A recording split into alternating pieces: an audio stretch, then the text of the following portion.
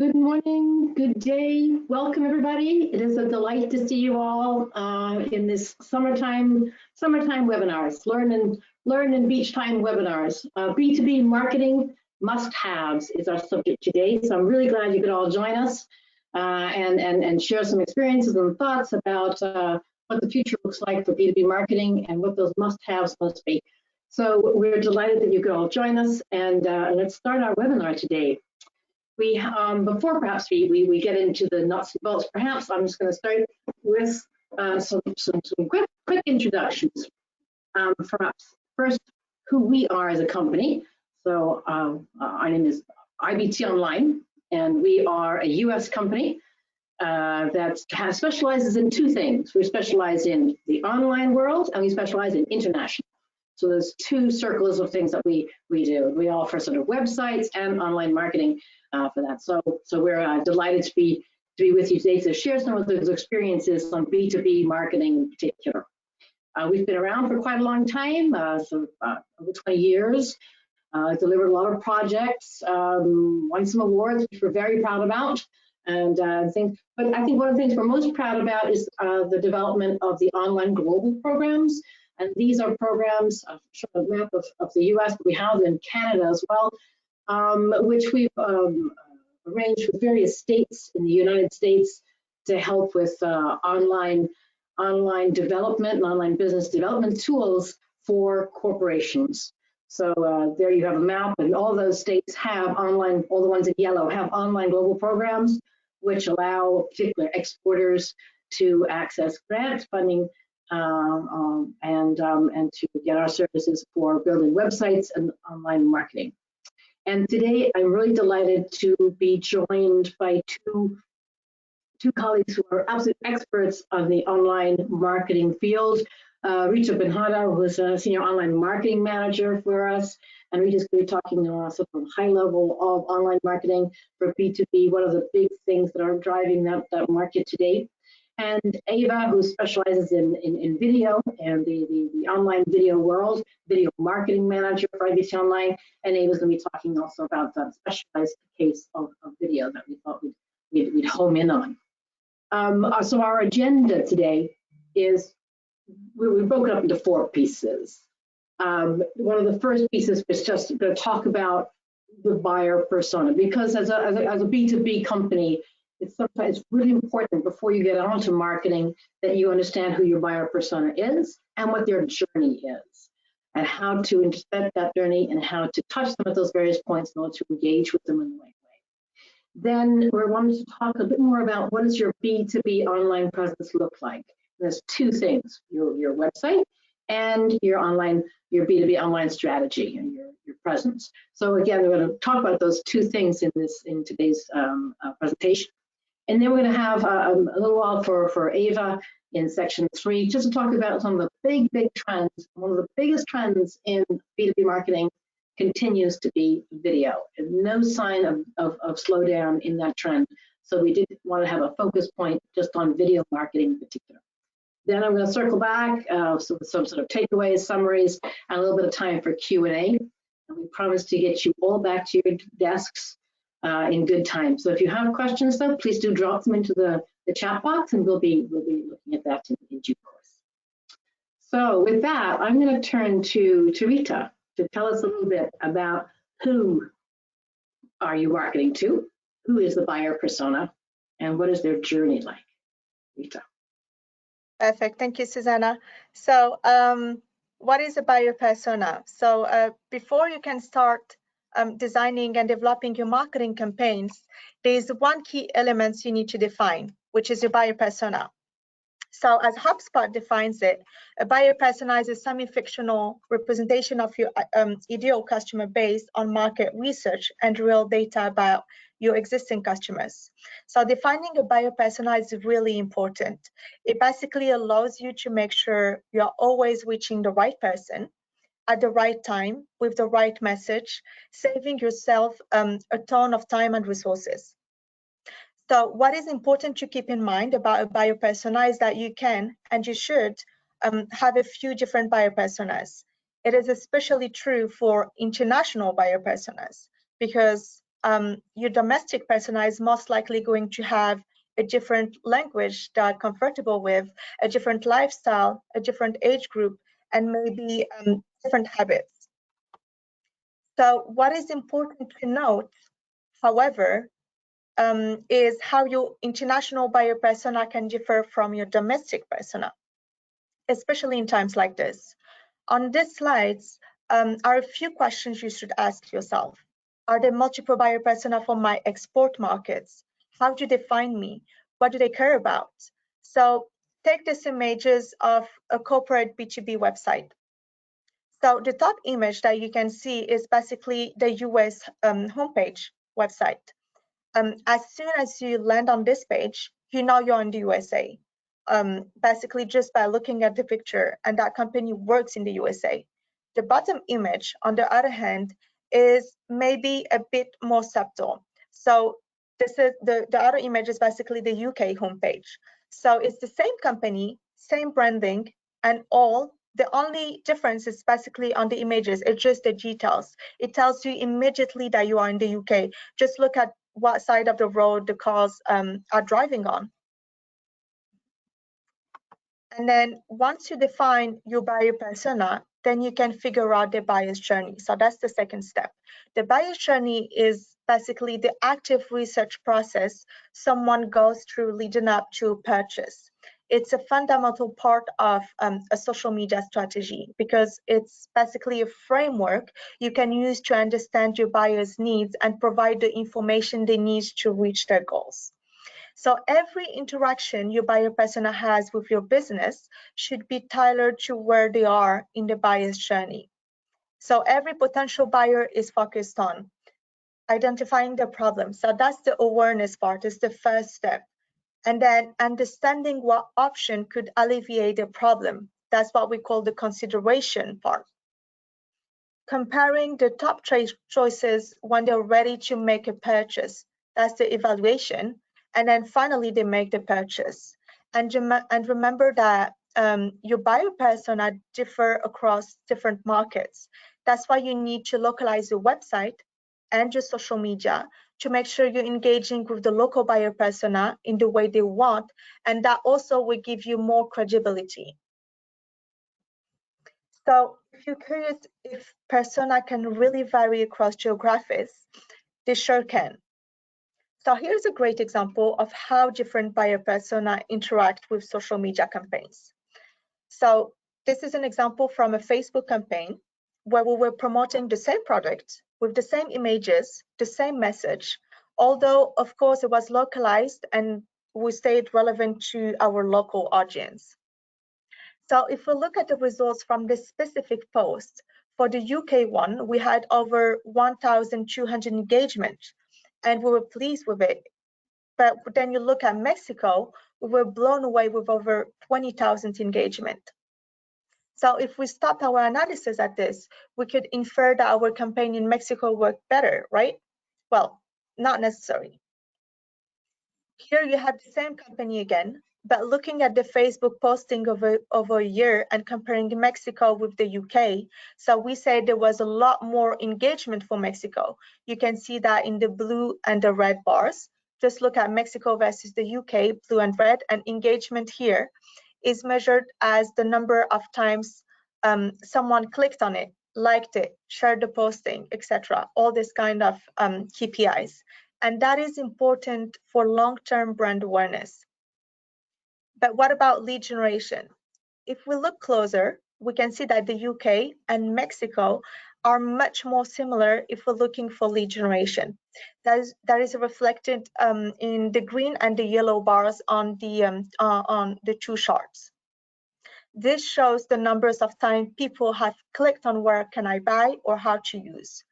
So you can see that a Mexican buyer persona engage more easily than the British, but lead generation, so basically the actual sales, are about the same. So the buyer personas of the two markets react differently. Thank you very much for that, Rita. A very succinct view on buyer personas and the buyer's journey. And if you have an interest in that, we've got a whole other webinar that you can download and listen to, the recording of just about that. We wanted now to look a bit more about the high-level side of B2B online presence, starting off with your website. And really looking at the website is important because it's the springboard, it's the base. You can't really have a marketing campaign unless you have a place for those prospects to go. And how important is it these days? Well, for us, it's absolutely important, absolutely vital. I mean, for us, the world is online.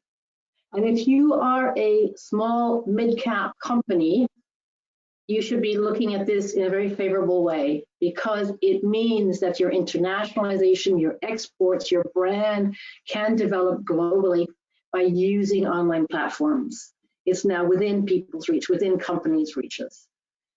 So if the world is online, then you really have to put your mindset to that and just figure out that your clients will all look for you on their international, in their local online presence as well.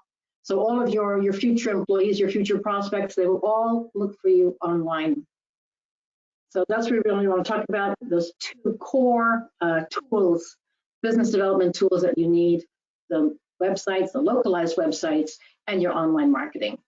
And for us, really, you could use that website as your best sales rep, and make sure that it is really performing well, I guess is the bottom line here. So especially for a lot of B2B companies, they tend to get sort of so wrapped up with their wonderful products that perhaps their website, stays a little bit in the background.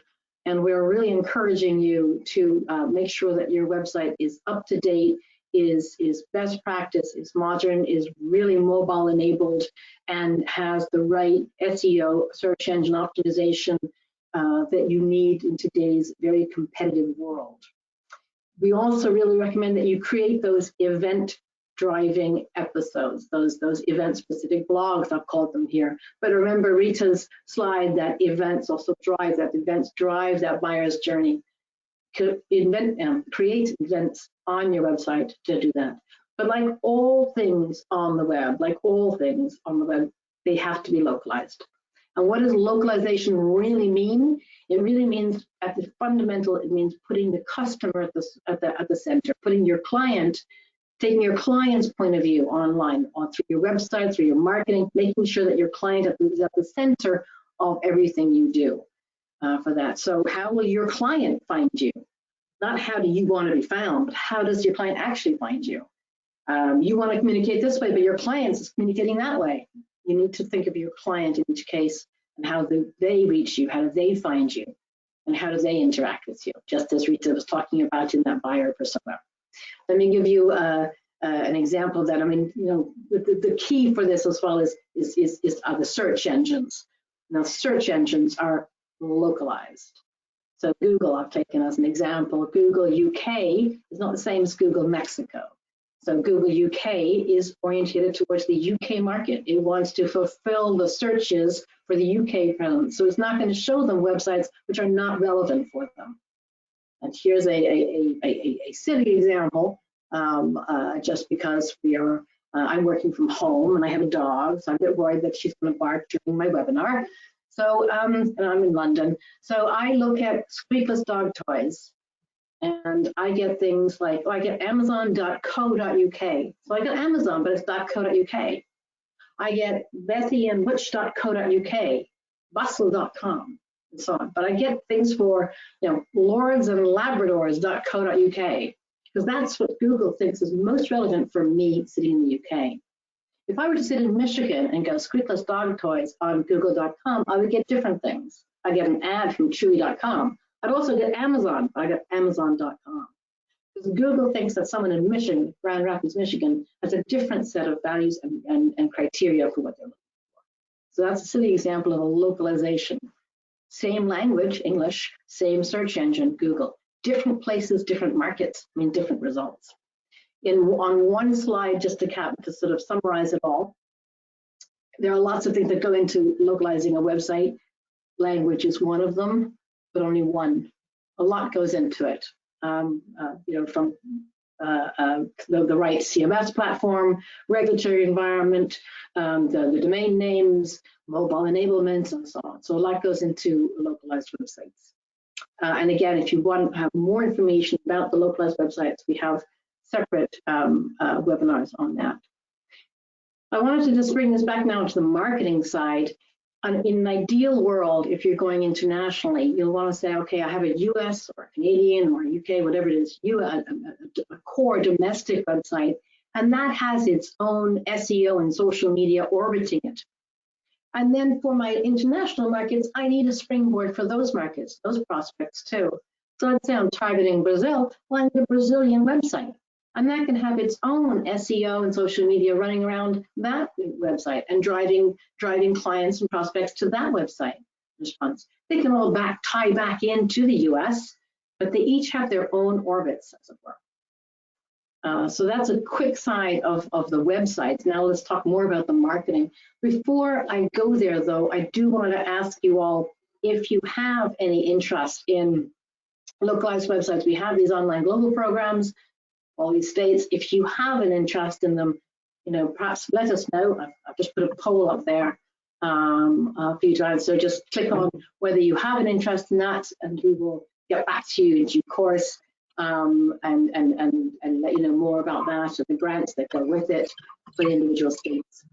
I have to say thank you very much. You're all very responsive. That's great to see. Thank you. I appreciate that. Okay, I'm going to close the poll now and maybe turn back to talk about the best B2B potential. Hold on, let's get this out of the way, and then go back to Rita to talk about the B2B online presence and B2B online strategies. Rita. Perfect, thank you, Susanna. So the global state of digital. So let's look at the world and see how many people are using digital resources to live their lives. So there are a few data points here, but the real important point is that 5 out of 8 of all the people in the world are using the internet. So, and with an average time spent of 7 hours a day. So a social media strategy is used in tandem with your other marketing efforts to effectively build brand awareness and connect with your audience where they want to be found. So here's an interesting chart which shows the percentage of B2B decision makers who use social media when researching new products or services to purchase. As you can see, 58% of buyers are using YouTube, 33% are using LinkedIn, 48% are using Facebook. This means if you don't have a strong presence or even a social media presence at all, you may be invisible to a large B2B audience. So what does this data all mean? It basically means that digital strategies are no longer an optional complement to your business, but now a necessity to seeing future success. So the future of sales. Well, it's divided in 3 steps. The first step is the digital. It's called digital first. That means you have your foot in the door. Omni-channels. That means you touch to multiple touch points. Customers are always looking for personalized omni-channel experience. And then we have the customer-centric. It's basically means that it's no longer about the sales pitch. It's about the customers. The customer is in the heart of the whole experience. So a B2B digital commerce strategy is essential. It's very important for companies to invest in digital technology that improves the buyer experience. Social selling has moved to the forefront among sales strategies, in large part because it lends itself to a more personal and engaging sales methodology. Multithreaded engagement acknowledges that the customer journey is not predictable and allows sellers to dynamically flex human and digital resources with the constantly changing customer journey. Customers want an always-on, personalized, omni-channel experience. The world's best sellers are giving it to them. Again, so we're moving from face-to-face into the digital networking arena. So it doesn't matter if you prefer face-to-face, you've got to meet your buyers where they are and where they want to be found. In fact, according to Gartner, they predict that by 2025, 80% of all interactions in B2B sales will take place in the digital world. So digital marketing is not just for B2C companies. B2B is affected too. What we're talking about here on Out is the B2B marketplace. It's the new workforce. Millennials and Gen Z taking on more leadership roles. These generations are digital champions. They expect online resources. B2B buyers increasingly want to engage with suppliers through digital and self-service channels. And as business customers learn and buy more online, and flattering comparison to advanced digital retail and media companies are unavoidable. So it's important to take in-person interactions more. So we're all aware that nowadays that the customer journey is not predictable. So it's important to increase the number of touch points you have with your customers. And then think about where your buyers are, not what country they are in, but where they they spend their time at work. What are the potential customer touch points? Are they on Google looking for solutions to their business problem? Are they on social media? Are they reading online industry journals? But basically, you have to put yourselves in their shoes. They are looking for your products and services. Where are they going to look first? And then here are just a few extra tips. So reaching the right person with the right message at the right time has long been like the holy grail of marketing. The technology and data is tantalizingly close, and yet the context and intent remain elusive. Personalized marketing is still wasted if it hits the wrong context and intent.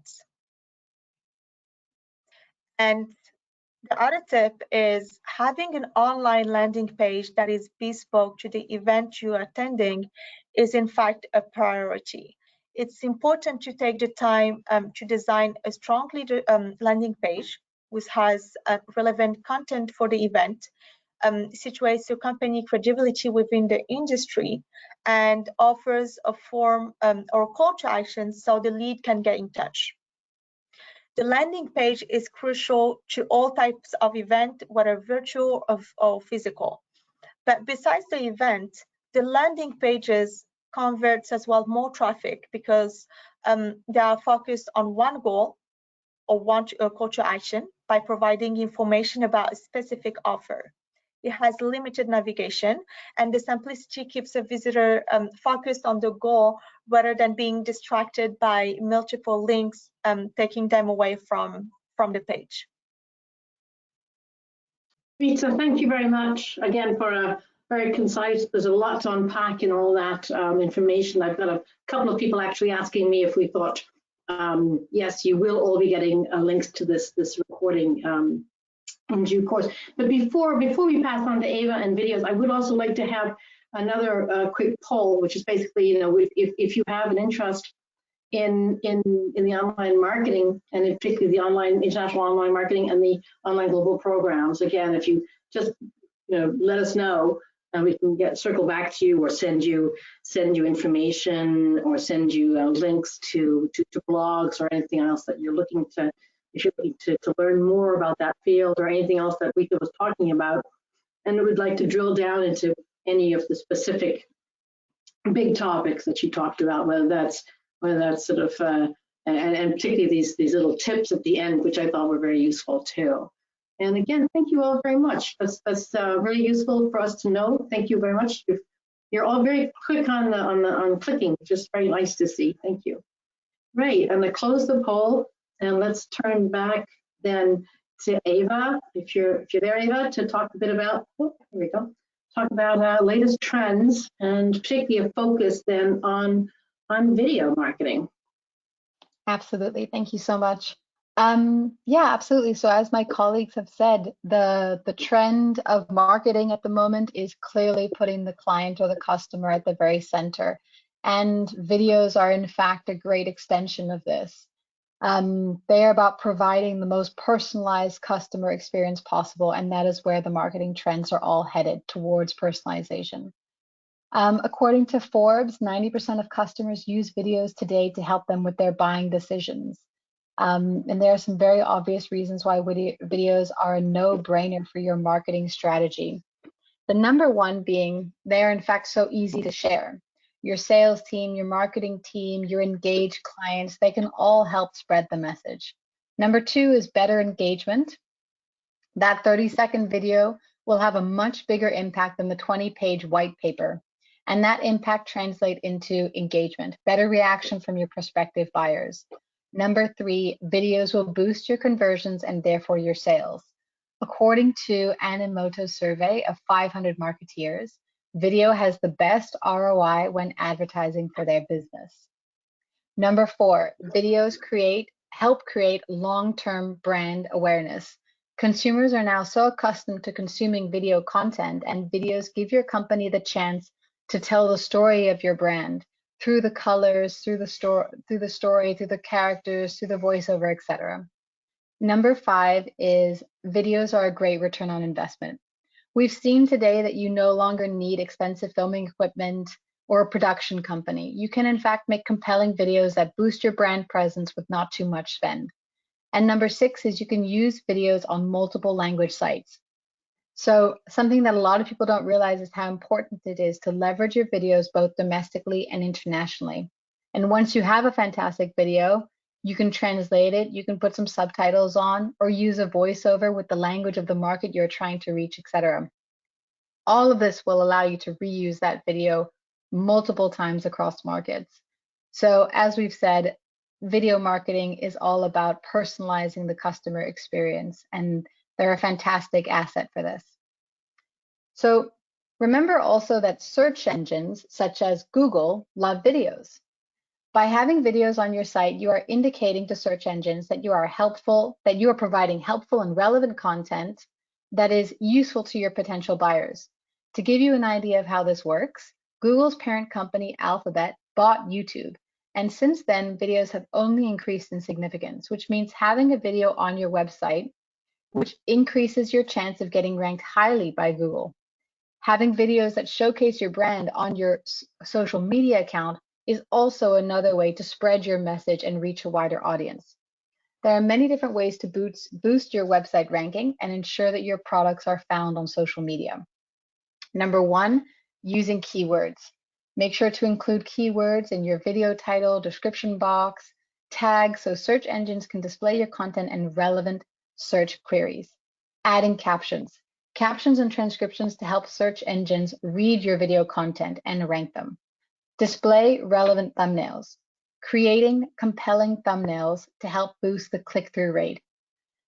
Optimize your page speed. Consider embedding lightweight video codes to optimize your page speed. Long load time means that your consumers will just bounce off your website. The good news for your video strategy is that there are plenty of platforms to choose from, and they are all geared to help you be successful with your video distribution. As you can see here, YouTube and Facebook dominate as the most popular platforms for video. Across the board, these platforms are all realizing the value of video and have adapted their services and driven their updates to further the use of video in their software. Social media platforms recognize the need to host different kinds of videos, offering viewers and consumers a greater diversity of different kinds of visual experiences. So you can think about Reels, Instagram TV, Stories, etc. These newly added features are designed to accommodate all the different types of companies and how they are selling and how differently they are selling also. It's really important for your company to determine which platforms will be the best for your specific products and for your specific services. So for example, you gotta think about, is LinkedIn more effective than TikTok for you? Or is TikTok more effective than LinkedIn? This is where the video world can sometimes feel very overwhelming. All these platforms offer a different user experience. So how do you fit your video creation to match and perform for all these different platforms? Well, there are some best practices that you can apply across the board. The first one is the importance of creativity. This study from the Harvard Business Review shows the result is evident. Creativity trumps all other factors as the difference maker. As you can see, creativity is the single biggest driver of a campaign's effectiveness. So keep this in mind when you're creating your videos. Next is always capture attention quickly. You should assume that you have 1 to 3 seconds of the spectator's attention before they move on. So you need to quickly throw your spectator into the action. Number 2 is keep up the pace. Once the main action has been viewed, don't slow down. Studies show that fast-paced dynamic videos are preferred by consumers. Next is optimize for mobile. You must absolutely assume that your viewer is watching the video on their mobile. 75% of all views are on mobile, so think for mobile. Next is using text to highlight the key messages. Adding captions, adding transcriptions for your video are important because it allows search engines to read and understand your video and rank them highly for searches. Those are some of the best practices. So now that we've shown you best practices, we wanted to show you some concrete examples. We wanted to showcase best practices that we were seeing. So we thought we would give you an example of videos that designed before, during, and after, specifically for a trade show. These examples are all relevant for trade shows, but they're also very necessary to have on your social media accounts and on your website. Before the event is the time to leverage your short social media videos to capture attention, spread awareness about your message and your brand, and promote your appearance at the upcoming event. The first part here is to know your buyer persona so that you can know which platforms they are on. You should be creating content for them on their preferred platforms, reaching them where they are. And here is your chance to make your videos more interactive and be creative. Next, this video on the screen shows a potential virtual booth setup. It is an example of a virtual event we actually recently attended. And obviously no setup is the same. You should consider the opportunity to showcase your brand through videos at your virtual booth. For these events, you should really have 3 types of videos. The first one is a vision or mission statement video. It is short, 1 minute preferably, and it demonstrates or showcases your company's brands and values. It is your opportunity to include one of your company's key speakers, and it gives a big picture view of your company mission. So you use your brand colors, your logo, etc. And these are the main elements to get across to your audience as they are just beginning to know your company. Your second video is a client testimonial, and this can be 2 to 3 minutes, and it's a great opportunity for someone else to vouch for your company, and so you have a champion of your brand. Number 3, finally, is what we call an action video. It is a brand video because it showcases your company, your brand, and your products directly in action, and I want to show you some examples. So action videos are highly dynamic, engaging videos that have been going on sometimes in the background as you are talking, as you are at the conference, and sometimes they can have a voiceover and situate your product or service in the industry, or sometimes they don't even need a voiceover and you can just have music alongside. So this video is a great visualization of your work. Don't worry though, it doesn't have to be super high budget. Both of these videos are shot without outsourcing to a production company. This one, for example, with the fields, is one of our clients that filmed this using one of the cheapest drones available. And that's not a deliberate knock on their drone. It's just letting you know that they didn't hire a drone operator or a production company to do the work. They just got out there in the fields with no previous filming experience and just filmed with the drone. Similarly, these shots of the work floor that you see is another client of ours, a metal company that specializes in building equipment. And this is a brand video we created for them, and these shots were filmed with an iPhone and a drone. They sent us the footage and we put it together for them and localized it for several different markets. So during your hybrid and your virtual events, these brand videos are really a great addition to showcase your brand. After the event has finished and you've connected with your prospects, this is when you can begin nurturing these relationships. The prospect might already be ready to sign up and purchase your products, or they might still be on their buyer's journey and need more information. Here is your opportunity to really delight your prospect. So these videos include how-tos, expert panels that are having a discussion about your services or your products, informational or educational videos that tell a story. You can afford here to make your videos a little bit longer. And these are your inspirational or informational videos. So you're trying to touch upon those questions and those challenges that your prospect is concerned with, like time, resources, ROI, etc. Now, creating videos is obviously not only for when you are attending trade shows. We are seeing a lot of success for our clients by leveraging short videos in our paid and organic marketing efforts in target markets across the board. We're getting more and more demand also from clients for video content. So I wanted to share with you an example of how we boosted our clients' brand awareness and sales in 3 different markets. As you can see, there are 3 different ads here, one for the German market, one for the French, and the other for the US domestic market. So we are running ads for our client, in this case, Wind River Chimes, across 3 markets. Each of these is a short video, and we can really localize the videos to be adapted and tailored to that market. So for the US, we use the tagline, creating an oasis of sound. Whereas for France, we ran with a theme about nature, so inspired by nature. Each of these videos are distinct and different, and therefore allowing the brand to really speak to the market. However, as you can see, there are also some similarities, as we need to stay true to the ethos of their brand. We use the same color scheme, the same font, the same types of themes, etc. Social media is really an interactive and a dynamic space, and your videos are the perfect digital asset to boost your brand in your target markets around the world using videos.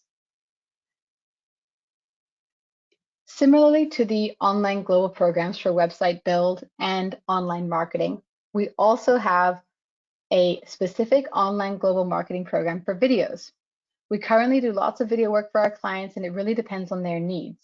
As you've seen from the previous slide, it can be about creating video ads for specific markets, or it can be about localizing existing videos for new markets, adding subtitles, adding captions, voiceovers, etc., so that your video speaks to different markets and allows your products to be found overseas. So let us know if you're interested in learning more. Ava, thank you very, very much. Really, really interesting and great examples. I'm gonna actually just ask everybody, as you know, they seem so keen on ticking all the boxes, that I thought we'd have the last call of the webinar today before closing the poll. And again, thank you all. You're right on that. There's a lot of demand here for this. As you can tell, this is one of the big trends in B2B marketing, is not just having a plain old video on your home website, but actually using different types of video, different lengths of video for different types of events for that. So thank you all very much. I'm going to close the poll now, and I've got a great participation on that one, actually. Thank you. Okay, close the poll. There we go. And really just wanted to sort of circle back and do some summary, sort of, you know, takeaways and some of the next steps. I guess, you know, talking between the 3 of us, Rita and Ava and myself, we thought, you know, some of the biggest message we wanted to leave you with. The first is clearly that the world is online. And you remember those numbers that Rita gave you, sort of 5 out of 8 people, 5/8 of the world, 5 billion out of 8 billion are online. And amazingly, the average time spent is 7 hours a day. So of those 5 billion online, 4.2 billion are using social media as well. It's great for you. You know where your clients are and you know how to reach them. They're all online, and you can reach them through your website and through online marketing. The next message we really wanted to say was that your website acts as a platform for all marketing. You have to have a website which is fit for purpose in today's world. It's where people will check you out, where people will, you know, if you have a marketing campaign, they're going to come back and look at your website at some point. So make sure it really is working hard for you, and it should be, you know, fully polished up and ready for the 21st century. Make sure it's really optimized, that it is creating events, online events that drive that buyer's journey, through the different stages of the buyer's journey. So really, it is a must-have for successful B2B marketing. The next point we really thought we wanted to bring out was what Rita was talking earlier about the future of sales. We're seeing more and more that this trend is just accelerating as we get Gen Z and millennials coming on to positions of management. So really, there is a shift that's not going away, that's accelerating into customer-centric, yes, because it's online, omni-channel, yes, because people want to be reached where they are, no matter what platform that is, and digital first. So it's on 24/7, it's hyper-automated, and has all the right ingredients and localization, especially for that. And then finally, just so you know what we do. We do localized business development websites and international online marketing, and we are focused particularly, as I said, on the online world, but also on the international sphere. And we have these online global programs throughout the US, also in Canada, and a few other places, but particularly for this audience today, these two markets. And we would be delighted to hear if you wanted to learn more about those. We have a lot of things on our website.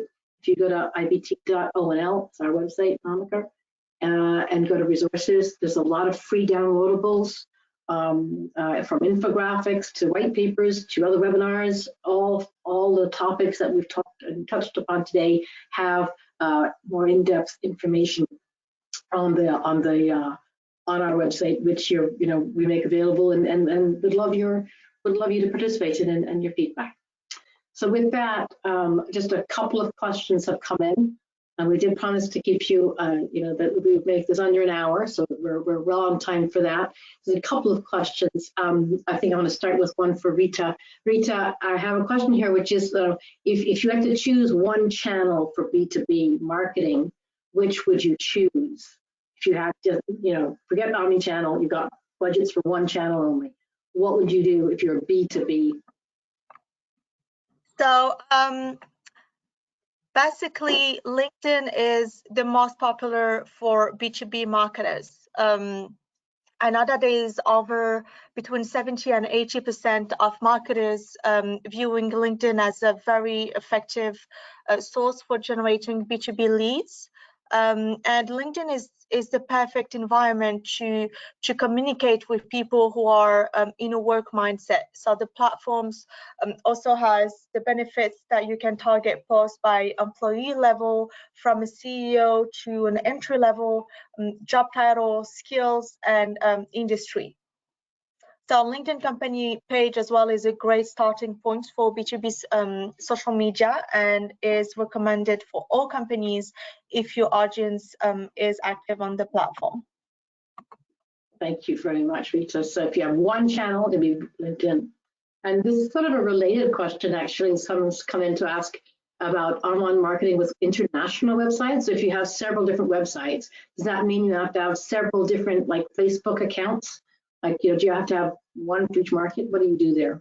What's practice? No, so not necessary.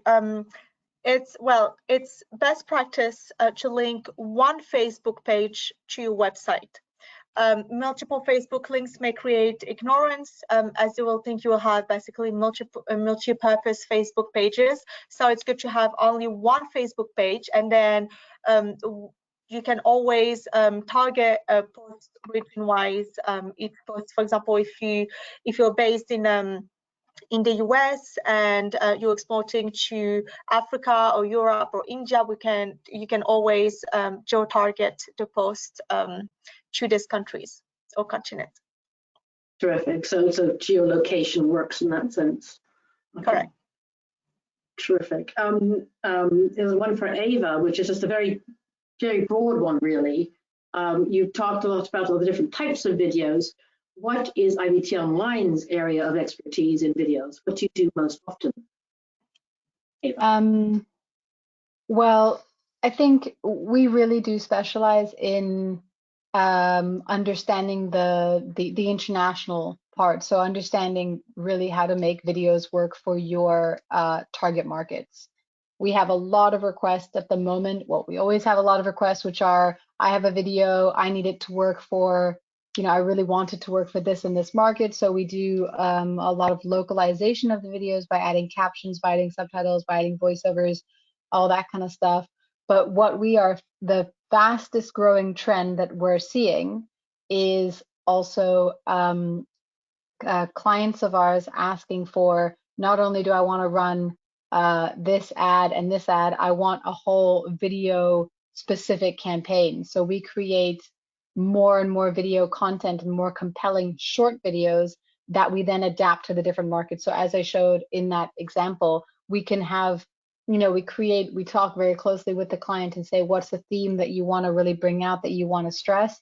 Okay, we're going to make this work and we're going to adapt it to the German market, and then we're going to adapt it slightly to the French market. So it's basically creating short, compelling content that can boost your brand and boost your brand awareness in these target markets around the world. That's the trend. Thank you very much. Okay, great answer, Eva. Actually, talking about trends, there's another question here about what are the big trends you're seeing for international market destinations? So where are people targeting these days online? That's an interesting question. The way I've understood it is, where is interest going and where are we seeing things? I guess they're always, if you're an American exporter, there's always strong demand for Canada and Mexico, that whole USMCA thing. We're also seeing a lot of interest at the moment in Southeast Asia. So Vietnam, Singapore, Malaysia, Indonesia, the Philippines, all that Southeast Asia area, seeing a lot of interest in that. We're seeing growing interest also in the GCC, so Middle East area. So those are kind of the big. I mean, these shift over time, but that's certainly what we're seeing right at the moment. And I have another question which I'm going to take as well, which is just, where do I find out more about these online global programs? You can contact your state economic development agency, and they should have it. But probably the easiest is if you go to our website, ibt.onl. You should be able to find the state or Canada province page. And if you click onto your state, you'll have the contact details and the details of the online global program for you, and the grants available and so on. Right, we said we'd keep you sort of under an hour. We thought about, we were going to try for 45 minutes. We did 47 minutes. It's pretty good. There's some other questions in, but they're very specific and client specific, so I'm going to answer them specifically via email after this. Thank you all for attending. We know everybody's, fed up with webinars, but when you see one that interests you, we really appreciate that you join us. That's, we're really honored to have that. Thank you very much. And a big shout out and thank you to my colleagues, Rita Benhada and Eva Mitzi, for joining me today and talking so eloquently and so well and informatively on B2B must-haves. Thank you all very much, and we hope to see you all online and offline. Be well, stay safe. Bye-bye. Thank you. Thank you.